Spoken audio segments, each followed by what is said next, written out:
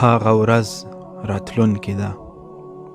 هو، هغه ورځ راتلونکې ده چې د غیبي نړۍ پردې لرې او ستا د سترګو په وړاندې راښکاره شي. ملک الموت له هیبتناکه څېرې سره ستا د روح اخیستلو لپاره حاضر شي. هو، د هغې لحظې په اړه هم فکر وکړه چې ستا سترګې د تل لپاره پټې شي. ستا نږدې خپلوان ستا بې روحه جسد په اوږو کړي، غسل درکړي او د هدیرې په لور دې یوسي. په هغه ورځ چې ته به په خپل وجود هیڅ اختیار ونه لرې. په هغه ورځ به تا، ستا مور، پلار، ورونه، خویندې، خپلوان، دوستان، حتی ستا اولادونه او میرمن چې په هره سخته کې به در سره وو، بلکل یوازې پرېږدي. حتی ستا له جسد او قبر نه به په ویره کې وي. وروسته له هغې چې په تا خاورې واړوي، ټول به درته د رحمت او مغفرت دعا وکړي او یو یو به درنه روان شي.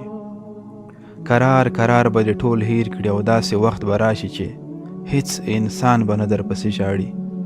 یوازې ته او ستا اعمال به وي. د خپل اعمالو مطابق یا خو به د اور لمبې وګورې او یا به شنه او ښایسته باغونه. وای د هغو په حال چې ژوند یې د الله تعالی په نافرمانۍ کې تیر کړی وي، او خوښي دې وي د هغو په حال چې د الله تعالی د رضا پرته یې د هیڅ چا پروا نه وي ساتلي. رښتیا په هغه ورځ به ته رب ته څه ځواب ورکوې چې ستا د وجود هر غړی ستا په خلاف ګواهي ورکړي. هره ګناه دې در په یاد کړی شي او له حیا او شرم نه اوبه شي. هو ورور او خورې، هغه ورځ راتلونکې ده. مرګ حتمي راتلونکی دی، او هغه ورځ به د دنیا هر طبیب ستا له علاج څخه عاجز وي.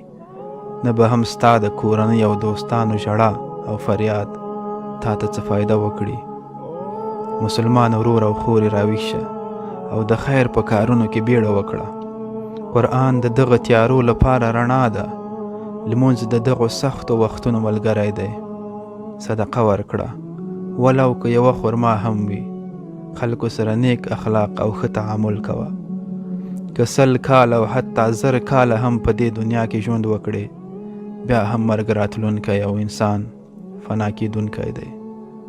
ای غافل انسان، اوس هم وخت لرې تر څو خپل رب ته ور وګرځې او ستا او د الله جل جلاله ترمنځ دغه ستره فاصله یوازې او یوازې په یوې سجدې ختمه کړې. السلام علیکم ورحمت الله وبرکاته.